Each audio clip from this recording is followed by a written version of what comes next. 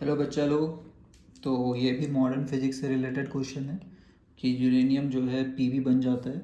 अपने को बस ध्यान देना है कि मास नंबर कितना चेंज होता है, क्योंकि इलेक्ट्रॉन निकलता है, बेटा पार्टिकल निकलता है, तो मास नंबर में कोई चेंज नहीं हो सकता है।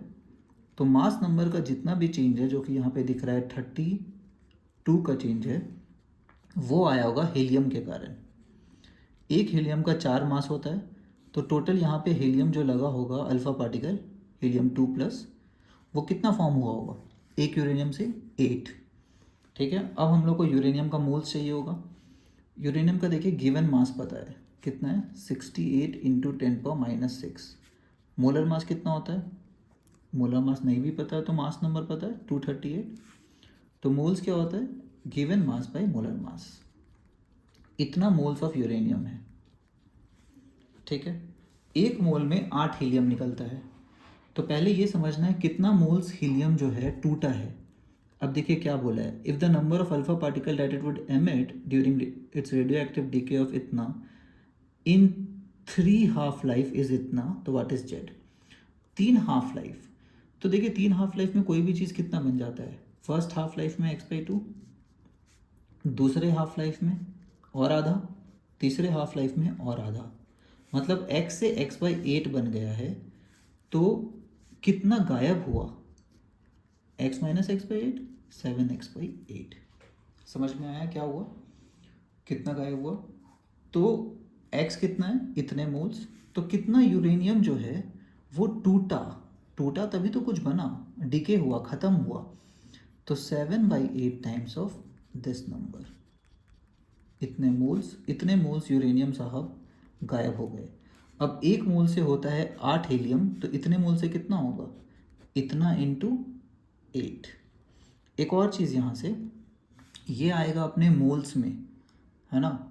अपने को एग्जैक्ट नंबर चाहिए। एग्जैक्ट नंबर के लिए यहाँ पे एक मोल में कितने नंबर होते हैं, एवोगैड्रो नंबर।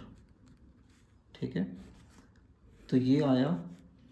तो यहाँ से यहाँ क्या है, मोल्स ऑफ यूरेनियम 238 डिकेड। यहाँ से यहाँ तक क्या आया, मोल्स ऑफ हीलियम प्रोड्यूस्ड। और यहाँ से यहाँ तक कितना आया, मोल्स को नंबर में कैसे चेंज करते हैं, तो ये हुआ नंबर ऑफ हीलियम प्रोड्यूस्ड। ठीक है, नंबर ऑफ अल्फा पार्टिकल या हीलियम पार्टिकल या एटम प्रोड्यूस्ड। समझ में आया। तो बस यही अपना आंसर है। तो इसको पूरा मेहनत करके सॉल्व करेंगे तो अपना आंसर आ जाएगा यहाँ से 1.204। तो मल्टीप्लिकेशन है, देखिए डिवीज़न ज़्यादा है भी नहीं, बट जो भी है वो सॉल्व करना ही पड़ेगा। सब्जेक्टिव वाला क्वेश्चन है, ये आ रहा है।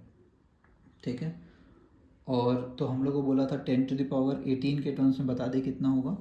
तो value of Z is equal to 1.204।